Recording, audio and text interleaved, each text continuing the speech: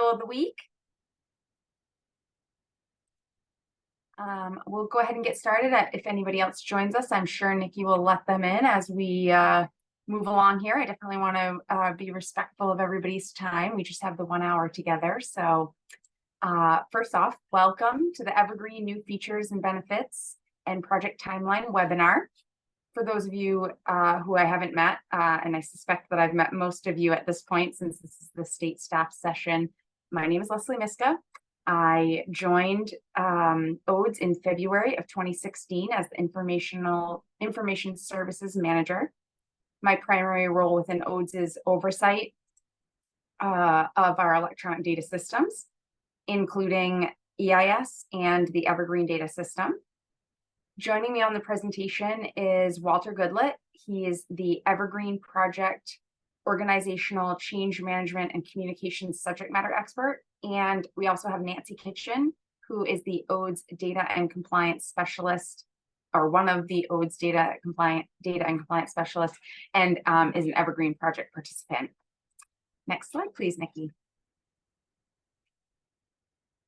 Over the next hour, we plan to share a little bit of project background, a few new features of the Evergreen Person Record, high-level project roadmap, including the Release 3 deploy and training dates, some next steps, details for staying engaged and getting some support, and we'll wrap up by answering questions.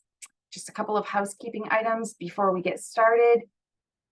Participants have been added to the meeting in listener mode, therefore your line is muted. We ask that you type any questions that you have throughout the presentation into the Q&A, and we'll answer as many as possible after we get through the presentation. All questions that are entered into the Q&A will be responded to on the call or via email afterwards. After the series is finished, this is the first of 4 presentations in the series. And all of the questions and answers from all 4 of the presentations will be posted on our website. Next slide, please, Nikki. The purpose of the Evergreen Data System project is to implement a single electronic system to replace the office's 3 major legacy data systems, EIS, MAPSIS, and MeCare. And the project is being completed in a phased approach. This is the first phase, which included 3 releases, one which was back in May of 2019, and that was our pilot release. The second was in June of 2020, and that was for our adult protective services and public guardianship conservatorship programs. And the third release for this first project is for our developmental disabilities and neurobehavioral programs, and that release is planned for January of 2023. The primary goal of the project is to enhance the quality of services for our constituents. Some of the benefits of this new system include automation of some paper and manual processes, reduction of redundant data entry, some streamlined workflows and processes, and improved data and reporting. Next slide, please. Over the next 6 slides, I plan to share some of the new features and benefits of the Evergreen Person Record. Please note that I'll be providing a high-level overview and may not point out every feature on each of these slides. However, there'll be plenty of time for you to explore the system between now and January. The first feature that I'd like to highlight is the robust, centralized, and shared person record, which means that there's less redundant data capture for all of you, our end users. Evergreen uses role-based access, and that determines which person records, functional modules and forms and data you will have access to view, add or edit, and or remove. The white bar at the very top of this screenshot that starts with the tree logo and Evergreen is what is referred to as the persistent navigation. This white bar will always be present throughout the system the whole time that you're in there. So all of the features that you have access to from your role will always be there on that bar. Similar to EIS, most Evergreen activity is completed within the context of a person record. So this screenshot, we have already navigated into Lesley test person record. Inside of the person record, the green bar that has the little blank person photo icon and Lesley test is referred to as the person banner. This banner is similar to the content which is displayed within EIS when you're anchored on a person record at the top of your screen. There are a few different details there which you'll get familiar with as you start to navigate the system. The primary navigation for the person record appears down the left side of the screen, which is also similar to EIS. Each icon represents a different page or area module within the person record. The top starting at the very top, you see the dashboard. That's where when you navigate into the person record, you'll land on the person dashboard. The next icon down is the person summary, and that's a quick way to find some critical information such as financial eligibility, waitlist status, program classification, assigned case managers, public guardianship, conservatorship representatives, etc. And the record itself, which is what we've circled here, it's white. The icon's white because that's where I was hovered on or landed on when I took this screenshot, and the record icon is circled for you in red. This person record contains all of the demographic data, such as the name, date of birth, addresses, phone numbers, contacts, identifiers, you name it, it's in here. But it's basically all the demographic data. The record is a single page. So as the user, you can scroll through the page to review all the sections, or you can click on the toggle icon that I've also circled in red. It's that little indicator that looks like an oval with the yellow dot in it. And by clicking on that icon in the upper right of the page, it opens up this additional menu that I've circled here for you that's called the quick scroll menu. This quick scroll menu allows you to click on any of the sections within this person record page, and it will drop you immediately into that section without having to scroll. So it's a really easy way to navigate around the person record without having to scroll all the time. And each section is demarcated. Their sections are also referred to cards, but they're demarcated or delineated by a border with rounded corners. And I've also highlighted that in the center of the page here, the personal information I've marked with this red circle, so you can see how a card or section looks within the person record page. Users have the ability to collapse sections by using the little caret icon that's in the upper left of each section that you can see to the left of the word personal information here. If your role includes the ability to create items, you can you'll have at the bottom of each card or section, you'll have a little plus add and then the name of that card or section button. And that button would allow you to click that. It would open up a pop-up modal so that you can add a record to that section. If your role includes edit or remove access, you'll see a pencil and or a trash can icon when your cursor is hovering over a specific section. Next slide, please, Nikki. The next item that I'd like to highlight is that some data that's captured and maintained within the person record will be displayed within other forms, specific forms. This is in an effort to reduce the need for you to capture redundant data. Some examples of this I've highlighted on this page. So this screenshot is of the health information section, and another area of content that does display in other forms within the system is right below the health information, which I've circled using the red circle, which is the history data.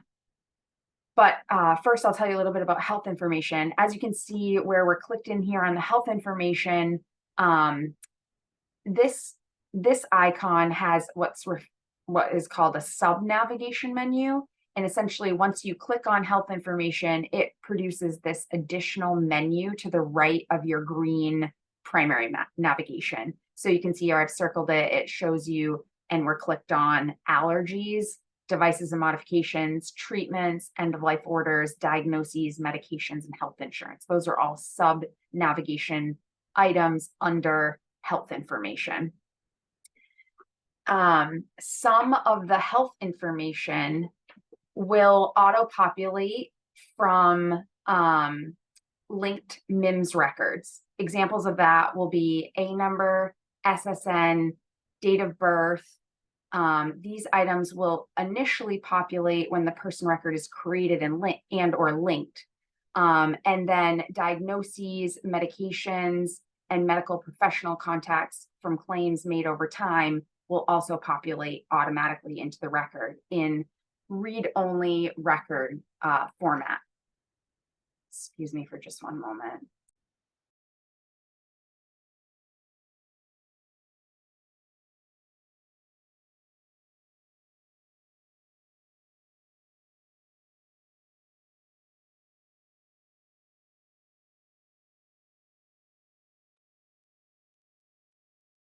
Sorry about that.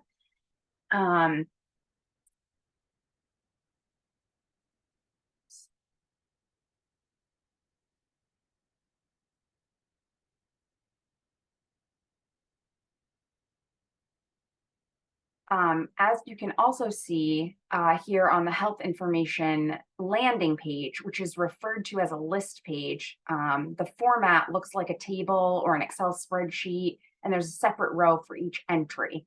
So typically the newest or most recently modified records will appear at the top of each list page.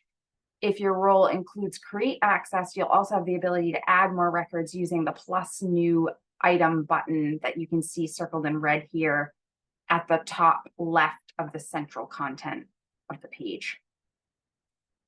All list pages also have a keyword search, which is located to the top right of the table. Any keywords entered into this search box will narrow the search results within the table based on those words that you entered. And all list page columns can be sorted in ascending or descending order by clicking on each of the column headers. So you click once for ascending and then again for descending. And all columns allow that in list pages. Some list pages will have additional options for opening, editing, or removing the record under the ellipses, which is the 3 vertical dots to the right of each row. I didn't circle that here, but you can see it hopefully to the right of each of those rows. And some list page records contain additional fields such as a description, which is collapsed when you first land on the page and can be expanded by using the little caret, which is referred to as the caret drawer to the far right of each row. And just wanted to tell you a little bit about history before we move on. History is a new section of the person record. It's structured to follow the charting the life course domains, the top eight top level charting the life course domains, which align with the developmental and disabilities and neurobehavioral PCP, person-centered plan form, as well as the comprehensive assessment form, which will be a new form in Evergreen for the developmental disabilities programs. Records captured under history will be displayed within the comprehensive assessment under each of the top level domains, so that it makes it easier for end users to not have to navigate back and forth from the person record to the comprehensive assessment when filling out the questions in that form. Other examples of some data that will automatically populate and display on forms include things like dates of birth, certain contacts like assigned case managers or care coordinators or public guardianship conservatorship representatives. Some particular contacts might automatically display on forms like a private guardianship or conservatorship representative or a natural supporter, etc. There are lots of instances of data that will automatically display within other forms. Next slide, please, Nikki. We've also standardized data. So data capture has been standardized as much as possible within Evergreen to help improve our data and reporting. Fields that are required to create or save a record or form so that it's in an in-progress status are marked with a red asterisk next to the field name.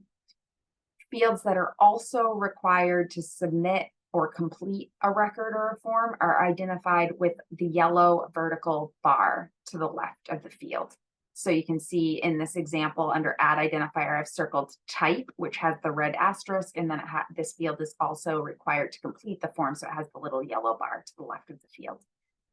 Many fields will contain predefined vocab or pick lists, which are signified by the little drop-down caret, which you can see to the right of this type field. These lists will offer a predictive search feature, which will narrow the results as you start typing. So some of these pick lists have lots of options, but as you start typing into that field, whatever the value that you're trying to populate it with, it will start narrowing the results that you see to just results that have the characters that you've typed in so far. Date fields include a calendar icon. So you can see I've circled that in the middle of the page here under the effective range. This allows you to open up a little date picker feature. You can choose to use that, or you can just manually type the date into the field, but the date must be in the proper format or you will receive an error. All fields include field level validations, and that just means that they're ensuring proper formatting, such as if this field allows alpha, numeric, and or special characters, as well as character limits. Most note and description fields or comment fields have a character limit of 10,000 characters, and there's a little counter at the bottom of these large text type fields that will let you know when you're getting close to and or have reached that limit. Next slide, please, Nikki. On this slide, we're showing you that the Evergreen system supports the upload of scanned images and documents to be stored within the person record or also within some specific forms, such as the DD eligibility assessment form, BI level of care assessment form, the application packets, classification packets, person-centered plan, etc. So there are a variety of forms that will also allow you to upload attachment directly to that form. But this screenshot is showing you how you can upload an attachment to the person record itself.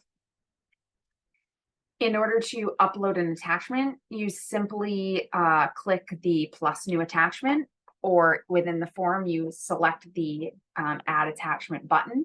And once you do, it pops up this modal here that you're seeing, and you then click into the file field and you search your device for the file or image that you'd like to upload.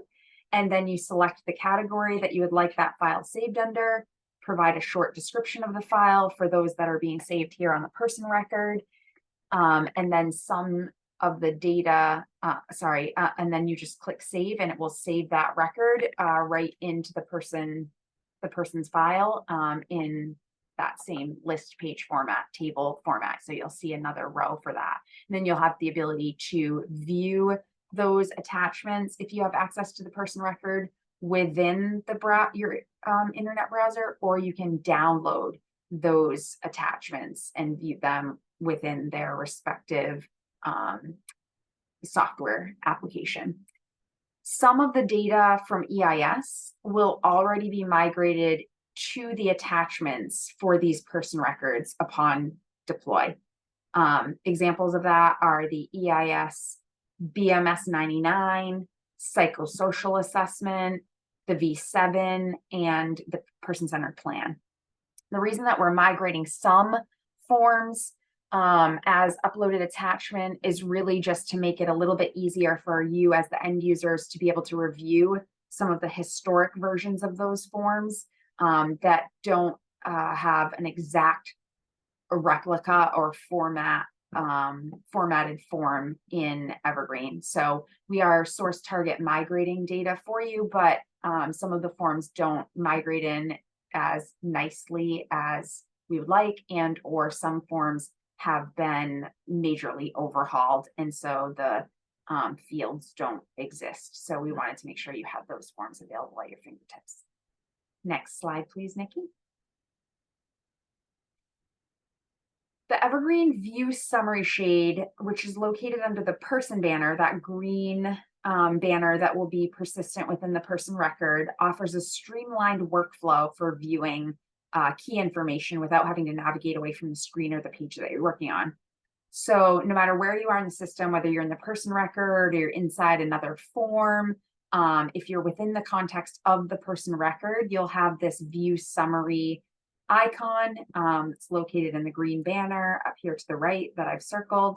And when you click on that once, it will drop this shade that you're seeing in the screenshot down over whatever screen or form that you're on. And then in order to get the screen to roll back up, you just simply click the icon once again, and it will close the shade, and the screen or form that you originated from will be displayed to you again. It's right behind this shade. This is a core product offering.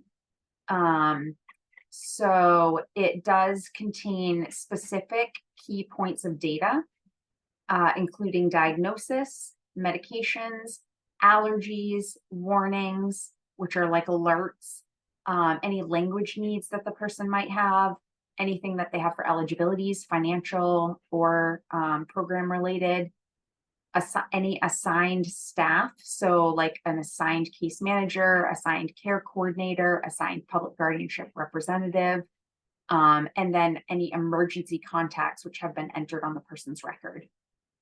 But please note that there is also the person summary icon, which I mentioned a little bit earlier, that's within the person record.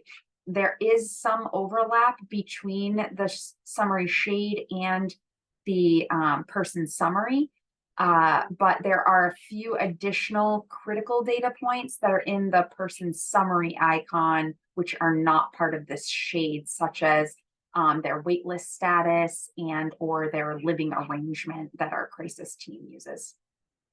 Next slide, please, Nikki. This is the last feature that I want to highlight with you on this presentation today. This is called the notepad. And the notepad is similar to sticky notes if you have that on your smartphone or tablet. And this feature will help further streamline your process. So notepad is part of the persistent navigation, that white navigation bar. So you'll have that no matter where you are in this system, whether you're within the context of a person record or not. And by simply clicking on this little notepad icon that I've circled in red at the top of the image here, it will pop up this modal that will allow you to capture a note title and then the content of a note.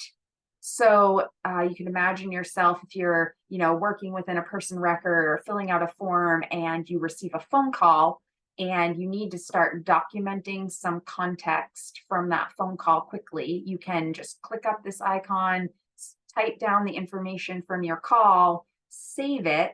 And when you do that, it will save that notepad note to your staff profile, your user profile within the system. There's a notes area. And then if your role has access to create progress notes, then you can promote that note up to a progress note under the context of one of the person records that you have a relationship to, an assignment to. So it's a great way to be able to capture things quickly and then later apply them to the appropriate person record. Next slide, please, Nikki.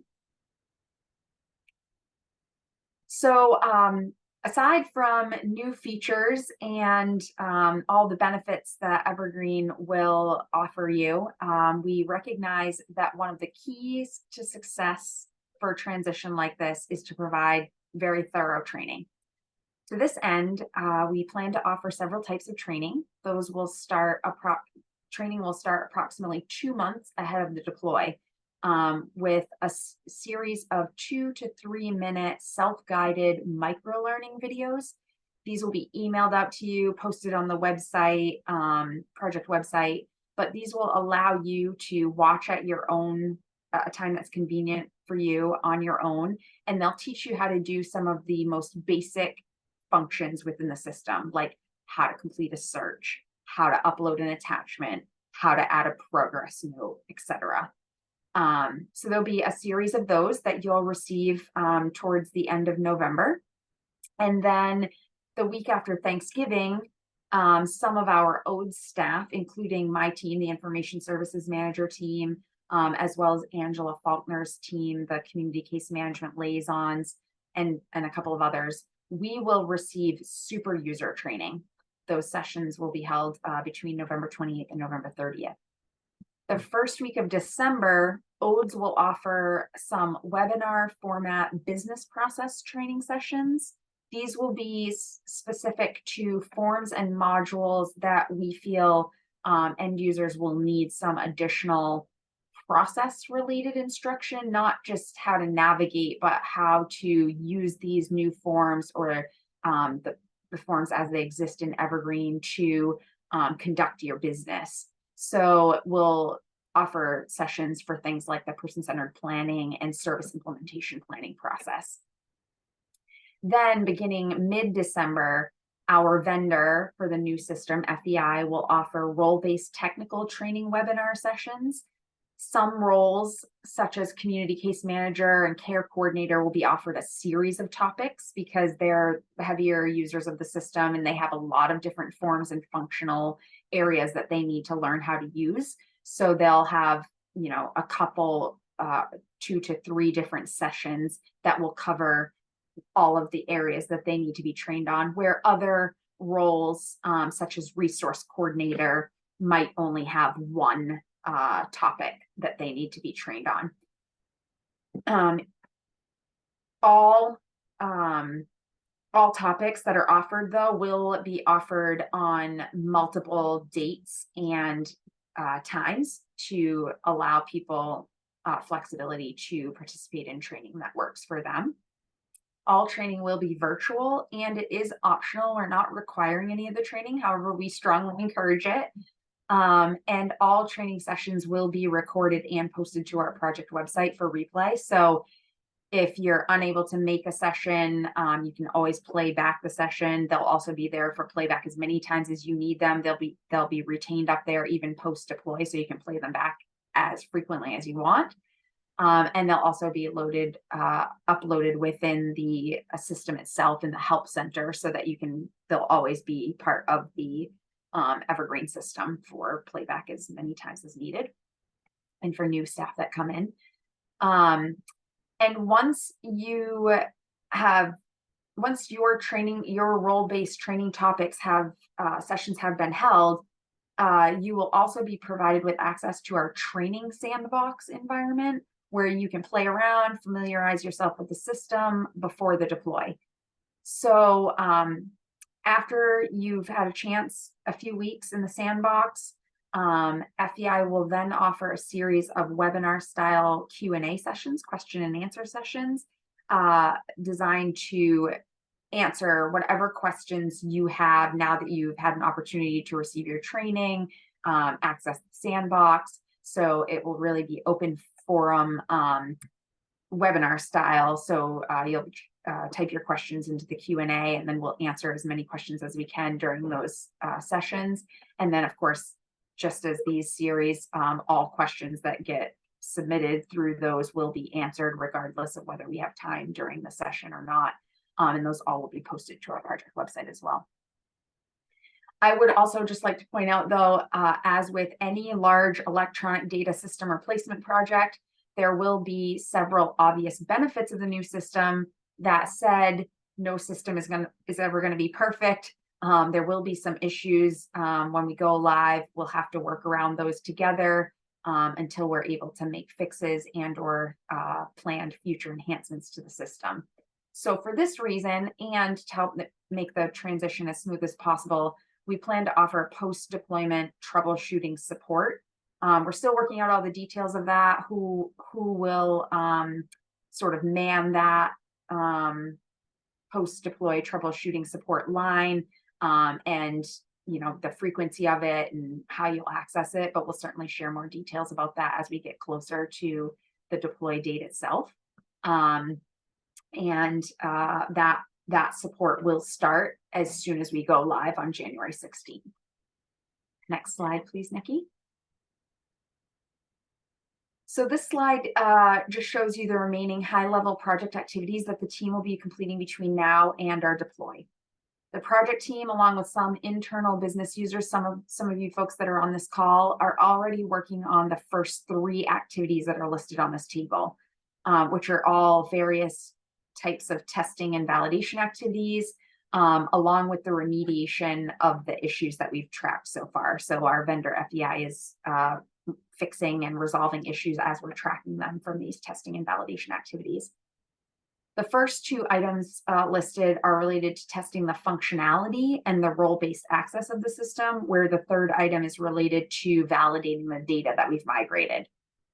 Once the functional testing has wrapped up, the team will begin activities for certifying the system's security with the state of Maine and ensuring that the system has achieved its intended outcomes with the Centers for Medicare and Medicaid Services. That's what you see listed as the system certification item in this table.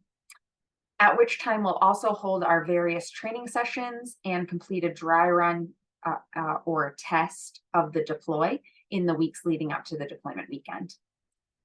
The department itself will take a minimum, the deployment itself will take a minimum of 3 days. So we're currently planning to begin our deploy on Friday, January 12th at 5 p.m. And we expect to complete the deploy sometime before 8 a.m. on Tuesday, January 16th, which is the Martin Luther King Jr. holiday weekend. During this time, both EIS and the Evergreen system will be set into a read-only mode so that the data in those systems cannot be modified while we're migrating it. At 8 a.m. on January 16th, 2024, the Evergreen system will be turned on for new users, and users will be able to access and start using that system right away. EIS will remain available to end users in a read-only state for a minimum of 6 months and likely all the way through the calendar year 2024. This is just to ensure, again, a smooth transition in case you're struggling to locate a record within the Evergreen system and you need to access it quickly. You'll still be able to log in with your credentials into EIS and navigate around and view that record. Next slide, please, Nikki. So you might be wondering, what's next? For starters, if you haven't already registered for the other 2 informational webinars that are being offered in November, we encourage you to do so. We'll have different topics that we'll be sharing and more sneak peeks of the system at those 2 sessions. At the session on November 1st through the 3rd, we'll be sharing some information about reportable events form and progress note enhancements. And then in the November 13th to 15th series, we'll be giving a sneak peek of the streamlined person-centered planning and prior authorization process. If you haven't already and you don't know where to find them, you can find the links to register for those series in the email communication that went out to you on September 25th. And they'll also be posted to our project website this week if they're not already up there. Aside from participating in these webinar series, we also encourage you to continue to read our email communications, which will be sent out after each of these webinar series. And we also intend to send some communications to you, reminding you of training and the deployment in the months of December and January. Please also continue to work on cleaning up your data that's in EIS to ensure the most successful migration possible. You can find some emails, you can find some details about how to do that and the steps to keeping your data cleaned up or getting your data cleaned up, and also in that email that went out on September 25th that had the subject of update on Evergreen Release 3 rollout. And last but not least, once we've posted the training registration links, which will be in sometime in November, we encourage you to register for your role-based training topics. Next slide, please, Nikki. First thing that I'd like to mention as it relates to staying engaged and receiving support through this transition is that we're very excited to announce the creation of a network of volunteers. They're called the Change Champions. Some of you may also be Change Champions and may have participated in our call earlier today for the Change Champions. But this network of volunteers are individuals who are your peers, our other end users' peers, and they are intended to help with the transition to Evergreen. And you can find out more information about these Change Champions, including a list of who they are, out on our project website. Again, if it's not already there, we expect it to be posted before the end of the week.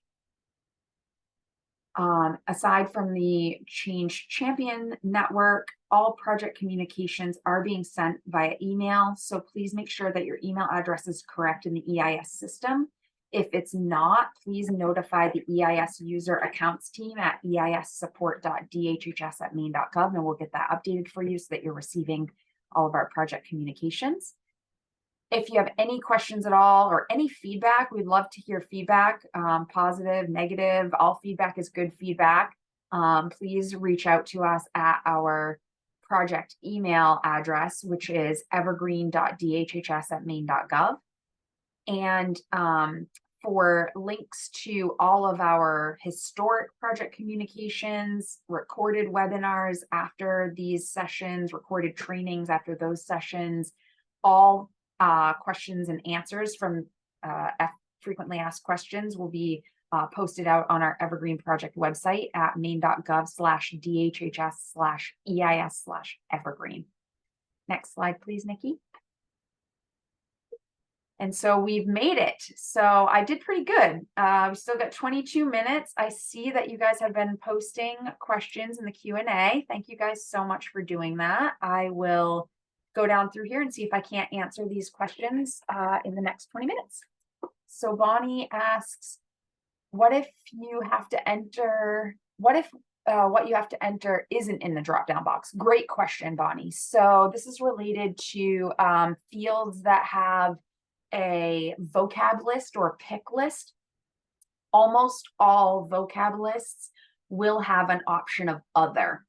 And so if you need to enter something that doesn't exist in the list, you'd select other, and by selecting other, you would receive an additional field, a text field for you to type in what the other value is. There are probably a handful of fields throughout the system that do not offer that, and that's because we do want the user to select one of the options in that dropdown. Pam asks, will the DS intake assessments be able to migrate over from EIS? Will intake coordinators be able to upload the psychological evaluations to Evergreen? Both great questions, Pam. Yes, DS intake assessments will be migrating in, so those will already be there, and based on the completed intake assessments, the person's status will indicate whether their DD had been found DD eligible or not. So that's all being what we refer to as source target migrated into the new form. So all those fields of data will be right there. And yes, within the new Evergreen DD eligibility form, you will have the ability to upload the psychological evaluations right to your DD intake form, which is super exciting. Lesley asks, are there headings to use, or are we naming the document? So like when we upload attachments, Lesley, is that what you were referring to? I think so. I know you can't tell me. Can you type into the question and answer again for me with a little bit more information? Oh, wait a minute. It worked that time. I was trying to unmute myself. I think you answered it with Bonnie's question. When you were on one of the pages, I was wondering if there were certain headings we were looking for to put information in, or whether the user was going to name all those, and then it would kind of be a mismatch, but I think Yeah, you answered it with Bonnie's question. So I excellent. like the option for the other if it's not there. Yeah, a lot of fields will have that. There are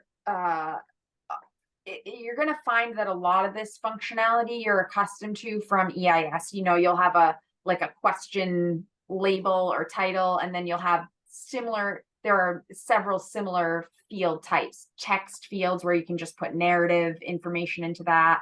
There are some that have again, a selection, a drop down selection, or a vocab pick list selection, which I know you're familiar with EIS. There are a couple of new field types in Evergreen, which maybe we'll be able to get into in one of our upcoming webinar series.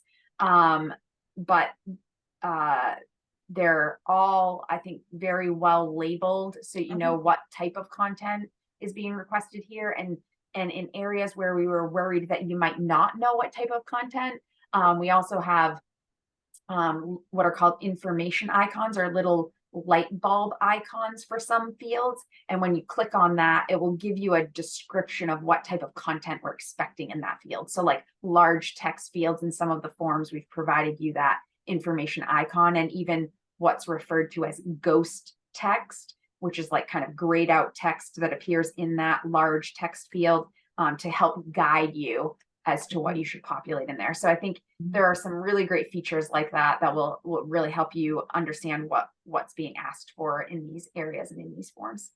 Great, thank you. You bet. Bonnie also asks, where would you see the priority level be found that currently is in critical information? Great question, Bonnie. That is one of the items that I was referring to under the person summary. So it's not in that cool shade, unfortunately, but when you navigate to the person record, in the person summary icon or section or page, we have that priority level will be there. That critical information priority level will be there, whether they're level 1, 2, or 3 for crisis. And I suspect that some of you state staff use that as well, and case managers and care coordinators as well. Bonnie also asks, will those children's records that we don't have access to be in EIS be in Evergreen? Great question. So the historic records, I believe, have been created. So those person records have been created by some ODE staff in EIS. The plans themselves, like person-centered plans and things like that, are currently being created on paper. There is no current way for us to bulk upload those paper. The person records will migrate over, but there's no current way for us to bulk upload those existing plans into Evergreen. However, once we go live, the ODE state staff and or the children's or mental health case manager who maybe is still supporting that person, if they choose to have access to the system, they could upload those attached paper plans. But moving forward, any new paper person-centered plans and other assessments and documents that are filled out can be uploaded directly against the person record. So you'll always have that information right in the system, rather than just living in a paper file somewhere. Sarah asks, will providers have access to records for former clients they are no longer serving? No. So I think if I'm understanding your question correctly, Sarah, you're referring to waiver providers, not state staff or case managers. So no. If their organization is no longer supporting that person, then their organization's assignment to that person record should be removed, and then they should no longer have access to view that person's record or any of the content within it.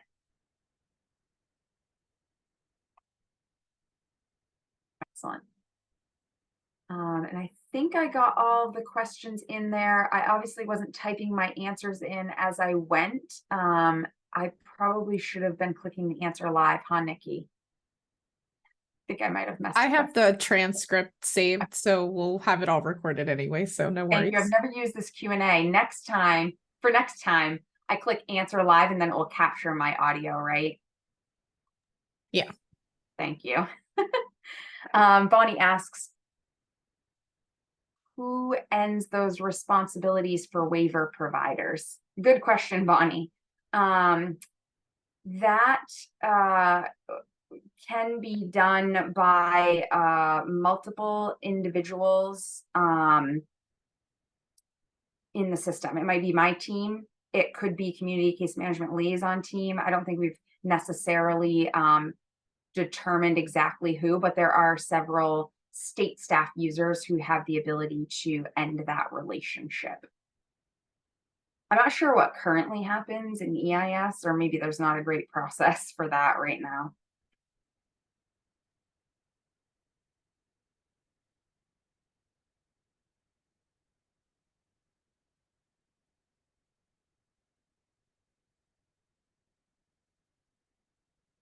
We do have a few minutes left here. Are there any other questions? If so, please feel free to pop them into the question and answer. Oh, thanks, Bonnie. Yeah, unfortunately. So, you know, with the transition to Evergreen, my team's roles and responsibilities will be changing. So those are some of the things I think we haven't quite determined yet is who might have the bandwidth or the capacity to end some of those relationships. But yeah, it would be it would need to be manually done. You know, we need to break that link, that location assignment, so that the provider no longer has access to the record.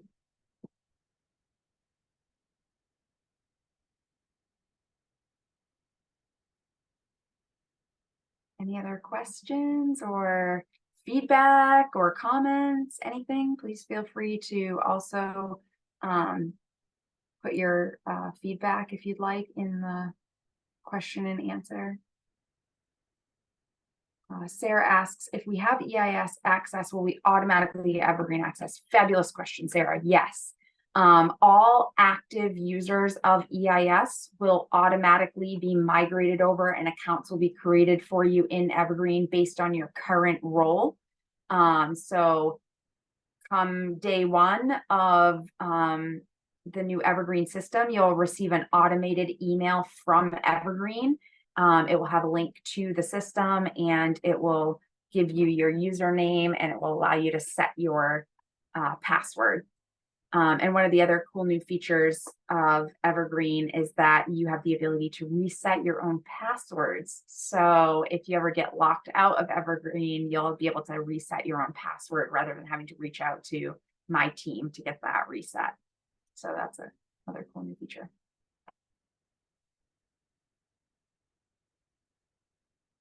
Any other questions that I can answer today?